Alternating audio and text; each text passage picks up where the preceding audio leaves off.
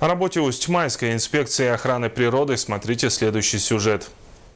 Еженедельно каждую пятницу Усть-Майская инспекция охраны природы проводятся рейдовые надзорные мероприятия по соблюдению природоохранного законодательства на территории муниципальных образований.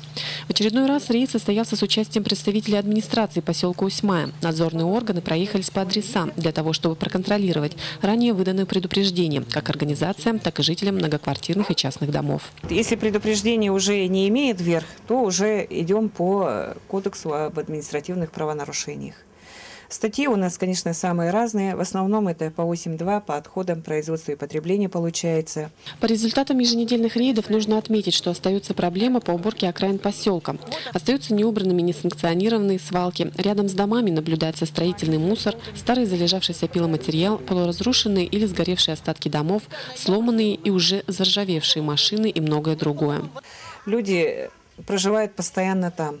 Если их устраивает эта картина, захламленность, скажем, да, это мухи, антисанитария, то, как говорится, остальных-то может задевать или нет. Это получается не центр нашего поселка. Это должно касаться конкретно жителей, которые там живут. Раньше проблема мусора считалась чисто городской, но сегодня село также страдает от него.